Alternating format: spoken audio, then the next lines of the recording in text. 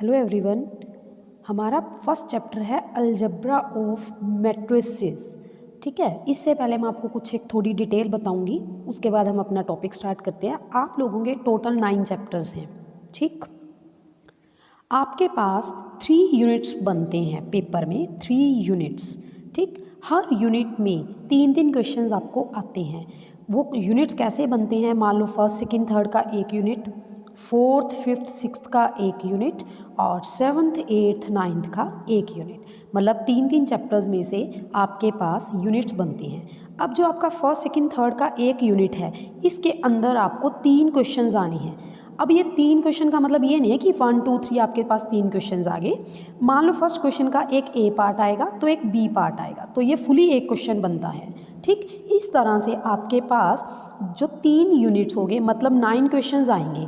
आपको any 5 attempt करने हैं, एनी 5 अटैम्प्ट करने हैं, तो हमारा 16 मार्क्स का एक क्वेश्चन, तो आपके टोटल 80 मार्क्स का पेपर होता है। उससे पहले जो 20 मार्क्स हैं वो आपकी होती है इंटरनल असेसमेंट, जिसमें कि आपकी असाइनमेंट्स होगी, यूनिट टेस्ट हो गया, आपकी अटेंडेंस होगी। उस तरह से आपके 20 मार्क्स जो हैं वो लगते हैं इंटरनल असेसमेंट। आपको 80 में से अपना जो है 28 मिनिमम पास होने के लिए चाहिए होते हैं, ये ज़रूरी है। तो और जो ये 5 क्वेश्चन अटैम्प्ट करने हैं बड़ी इजीली अटैम्प्ट हो जाते हैं, नॉट अ बिग डील, मतलब बड़ी प्रॉब्लम वाली बात नहीं है। तो यहाँ से आज मैं आपका first topic algebra of matrices start कर रही हूँ। अगर आपके पास इस तरह लिखा आता है एक्स के फॉर्म में, तो ये मैट्रिक्स है। एक सिंगल को हम मैट्रिक्स बोलते हैं, और अगर सी वाली फॉर्म में आता है तो वो होती है मैट्रिसेस, मतलब काफ़ी सारी मैट्रिसेस। ठीक, सबसे पहले मैट्रिक्स होता क्या है तो आपको बताऊं, इस तरह जो भी आप वैल्यूज़ लिखते हो, दीज आर योर रोज़, ये आपकी रोज़ हैं। इस तरह जो भी एलिमेंट्स लिखोगे दैट आर योर कॉलम्स। ठीक है, तो मैं यहाँ पे ये कहना चाहती हूँ, combination of rose and columns in specific order is called your matrix. Matrix को इस तरह फॉर्म में हम लोग लिखते हैं। मान लो मैंने 2 3 1 1 5 7 समथिंग लिख दिया, कुछ भी लिख दिया, तो ये मेरे हिसाब से फर्स्ट रो है। रो बोलते हैं, एक लाइन है फर्स्ट रो। ये भी आपकी सेकंड रो है। इस तरह से ये आपका कॉलम फर्स्ट है, ये आपका कॉलम सेकंड है, और ये आपका कॉलम थर्ड है। मतलब रोज़ एंड कॉलम्स का जो कम्बिनेशन है वो हमारा क्या बनता है? मैट्रिक्स। अब रोज़ कितनी है आपकी? 2, तो पहले आप 2 लिखोगे, फिर आपके कॉलम्स कितने थे? 3, तो वो बन गया 3। मतलब 2 × 3, इसे मल्टीप्लाई नहीं बोलोगे, 2/3 बोलते हैं। तो ये 2/3 जो है वो होता है आपका ऑर्डर। यहीं से आपको पता चलता है कितनी रोज़ हैं, कितने कॉलम्स हैं, तो ये उसका ऑर्डर था। इसके बाद मैं आपको बताती हूँ कि जो मैंने 2 1 7 9 समथिंग लिखा, ये है फर्स्ट रो। ठीक, ये आपकी सेकंड रो, ये आपका फर्स्ट कॉलम और ये आपका सेकंड कॉलम। तो इसका ऑर्डर कितना हुआ? 2/2। 2/2 कितना हो गया? 4। तो इसके जो अंदर नंबर ऑफ एलिमेंट्स हैं वो ऑर्डर को मल्टीप्लाई करने से आपको इजीली पता चल जाते हैं। उसी हिसाब से मैं आपको एक चीज़ और बताती हूँ, जो इनको रिप्रेजेंट करते हैं ना, उसको लिखते हैं A11, first row first column. 1 के लिए फर्स्ट रो सेकंड कॉलम, मतलब पहले आप फर्स्ट रो में चलते हो तो first row first column, first row second column. अगर मैं इसकी बात करूं, second row first column, second row second column. तो इसके जो एलिमेंट्स हैं वो किस हिसाब से आते हैं?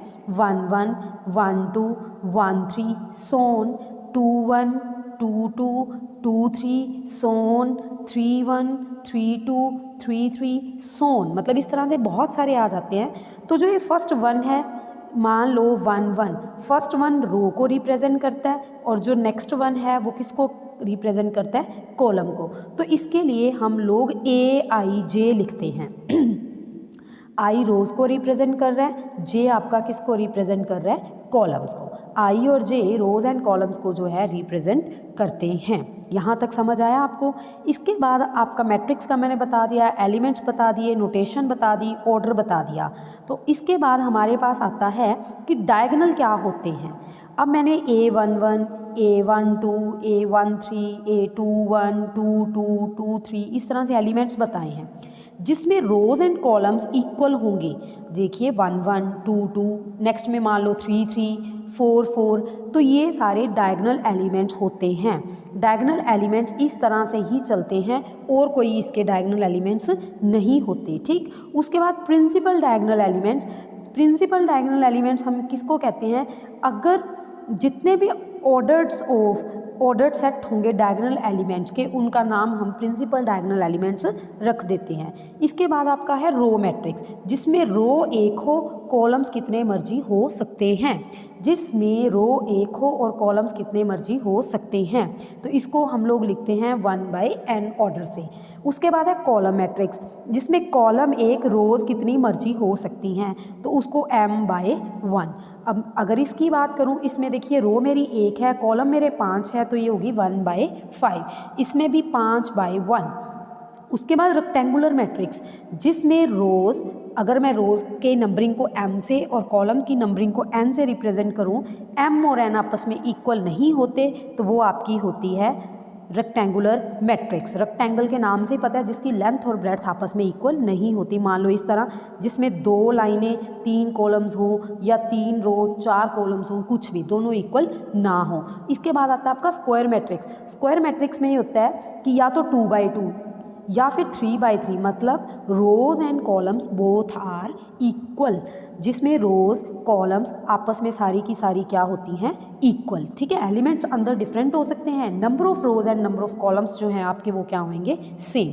इसके बाद आती है आपकी स्केलर मैट्रिक्स। स्केलर में क्या है, जो मैंने अभी अभी बताया ना, डायगोनल एलिमेंट्स।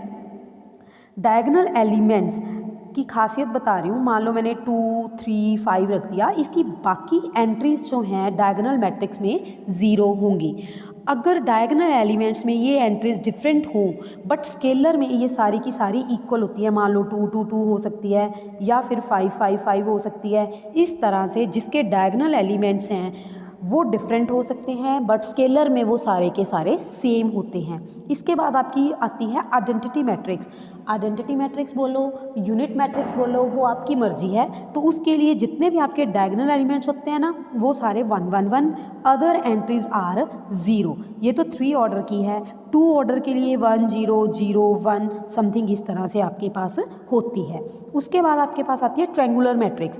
ट्रायंगुलर ना 2 टाइप्स की होती है। जो डायगोनल होता है उसके नीचे भी ज़ीरोज़ होती हैं, उसके ऊपर भी।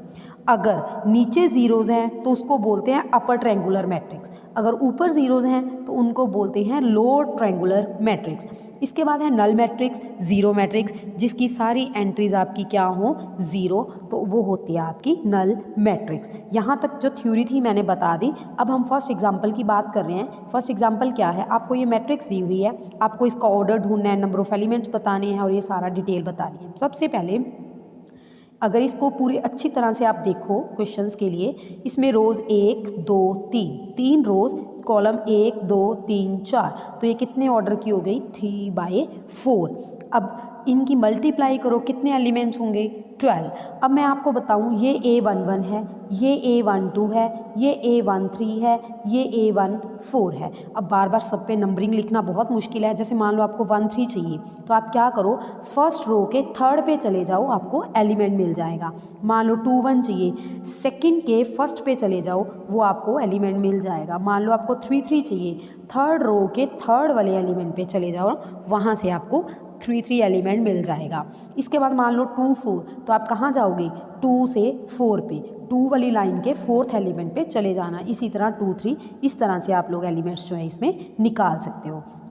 अब आपको एक एग्जाम्पल देना है, डायगोनल मैट्रिक्स हो, स्केलर मैट्रिक्स का। मैट्रिक्स हो जो डायगोनल और स्केलर दोनों हो। तो अभी मैंने डायगोनल मैट्रिक्स की क्या कंडीशन बताई है कि डायगोनल एलिमेंट्स के ये एलिमेंट्स होंगे, बाकी अदर एंट्रीज क्या होंगी?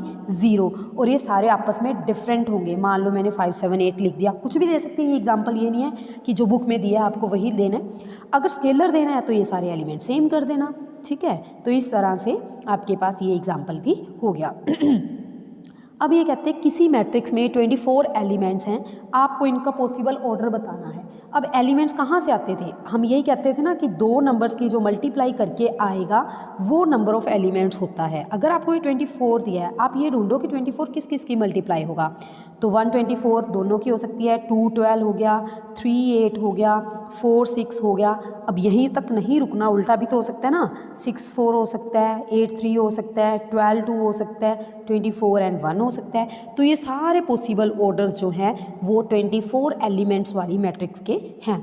ये कहते हैं अब आपको 3x3 की एक मैट्रिक्स बनानी है। सबसे पहले मैट्रिक्स बनाने के लिए मान लो 3x3 है तो इसकी 3 रोज़, मान लो A11 A12 A13, फिर 21 22 23, फिर 31 32 33। इस तरह से आपने 3 मैट्रिक्स जो है मैट्रिक्स मतलब लिख ली, रीराइट लिख ली। अब आपको ये बोला है AIJ is equals to I plus J. अब AIJ I प्लस जे, तो आप एक काम कीजिए, हमें जो चाहिए मान लो 1 1 चाहिए तो I की जगह भी 1 और J की जगह भी 1 1 पुट करो, तो 1 + 1 कितना हो गया आपका 2। आप जब मैट्रिक्स कॉपी पे बना रहे होगे इसकी जगह आपने क्या लिख देना है 2। इसी तरह फिर आप 1 2 निकालोगे, फिर 1 3, मतलब ये फर्स्ट I को रिप्रेजेंट करता है और सेकंड किसको रिप्रेजेंट करता है आपका J को। जोन सी वैल्यूज़ निकालनी है इनमें पुट करते जाना, आपके पास मैट्रिक्स जो है बन जाएगी। इसी तरह माइनस वाली है, इसी तरह मल्टीप्लाई वाली है और इसी तरह आपकी डिवाइड वाली है, ठीक है। इस तरह से आपकी मैट्रिक्स बन जाएगी। उसके बाद आपको मैट्रिक्स बनानी है 2/3 ऑर्डर की। 2/3 का मतलब 2 रोज़ 3 कॉलम्स, मान लो A11 A12 1 3 2 1 2 2 2 3, ये 2 मैट्रिक्स बन गई। अब दिया क्या हुआ है I minus 2J it's whole square divide by 2। आपको मैंने पहले बता दिया जो यहाँ लिखे होते हैं फर्स्ट एलिमेंट आपका I की जगह पुट करना है और सेकंड आपको किसकी जगह पुट करना है J की जगह। तो जब यहाँ पे आप I की जगह 1 J की जगह 1 पुट करोगे, 1 - 2 इज़ -1, उसका स्क्वायर करोगे 1, तो ये वैल्यू कितनी बनेगी आपके पास 1/2। इसी तरह 1 2 ढूंढ लेना, 1 2 ढूंढोगे आपके पास 9/2 आएगा, 1 3 2 1 2 2 2 3। सारे एलिमेंट्स आपने पुट करने हैं और जितनी वैल्यूज आएंगी मैट्रिक्स में लिख देना, वही आपकी रिक्वायर्ड आंसर होगा। इसके बाद आपको 2 मैट्रिक्स इक्वल दी हैं, आप ए बी की वैल्यू ढूंढो। इक्वल का मतलब क्या है कि इसका फर्स्ट एलिमेंट मान लो A + B है, इसका एलिमेंट कौन है 6, दोनों को इक्वल कर दो। अगले में देखिए 5 और 5 तो इक्वल है, A B सीधा 8 के इक्वल, ऊपर 2 से 2 इक्वल था। तो कहने का मतलब जो डिजिट सेम है उनको लिखने की ज़रूरत नहीं है, जो सेम नहीं है उनको अपन ने इक्वेट किया, मतलब A + B is equals to 6 AB is equals to 8। अब आपने क्या करना है, 10th में भी किया होगा ये, कि पहले में से B की वैल्यू निकाल के दूसरे में पुट करो या फिर दूसरे में से वैल्यू निकाल के पहले में पुट करो। वहाँ से आपके पास एक क्वाड्रेटिक बन जाएगी A² 6A + 8। अब आपको मल्टीप्लाई करके 8 चाहिए, ऐड करके आपको 6 चाहिए, तो इसके फैक्टर्स होंगे 4 और 2, क्योंकि 4 2 जा 8 भी होता है और 4 2 6 भी होते हैं। तो आपके पास A और B की दो वैल्यूज़ आ गई, यही आपको ढूंढना था। इसके बाद आपके पास है A एक मैट्रिक्स दिया है, B एक मैट्रिक्स दिया है, फिर X एंड Y की वैल्यूज़ ढूंढनी है। तो मैंने स्पेशली आपको बोला इसका फर्स्ट और इसका फर्स्ट इक्वल रखो, तो 2x + 1 इज इक्वल्स टू क्या आया आपके पास x + 3। तो 2x - x is equals to 3 - 1, मतलब x वाले आपने एक साइड ले लिए, बिना x वाले एक साइड लिए, तो x इज इक्वल्स टू आपके पास सीधा आपको क्या मिल गया 2। अब बात आ रही है हमारे y की वैल्यू ढूंढने के लिए y वाले को y के इक्वल, इसमें तो 0 ही है, नेक्स्ट भी -6 के इक्वल। अब आप ध्यान से देखिए 3y is equal to y² + 2। Next में आपके पास आया y² - 5y is equals to -6। तो इसमें ना आपने क्या काम करना, देखो फैक्टर्स दोनों के हो जाएंगे, बट 2 इक्वेशंस हैं y में, दोनों में कॉमन वैल्यू चाहिए। तो हमारे पास एक आसान काम है, क्या आसान काम है कि आपने क्या करना है, y² से y² कैंसिल कर दो। जब आप y² से y² कैंसिल करोगे आपके पास y में एक इक्वेशन बचेगी, y की वैल्यू निकालनी जो आपके लिए बहुत आसान हो जाएगी। इस तरह से y इन्होंने क्या किया, दोनों के फैक्टर कर दिए, दोनों में जो कॉमन वैल्यू थी वो आपका आंसर। बट मैं ये कहूँगी कि आपको इसकी बजाय अच्छा रहेगा अगर आप लोग क्या करो, दोनों के y² ख़त्म कर दो। जब आप दोनों के y's को ख़त्म करोगे तो आपके पास जस्ट y में इक्वेशन आएगी और वही कॉमन वैल्यू आ जाएगी। इस तरह से आपकी फर्स्ट एक्सरसाइज जो है कंप्लीट होगी। इसके रिगार्डिंग जितनी भी आपकी एक्सरसाइज में सम्स हैं आप लोग करके देख लेना, फिर भी अगर ना आए कोई तो मैं समझा दूंगी। नेक्स्ट वीडियो में हम लोग अपनी नेक्स्ट वर्कशीट जो है करेंगे, ठीक है।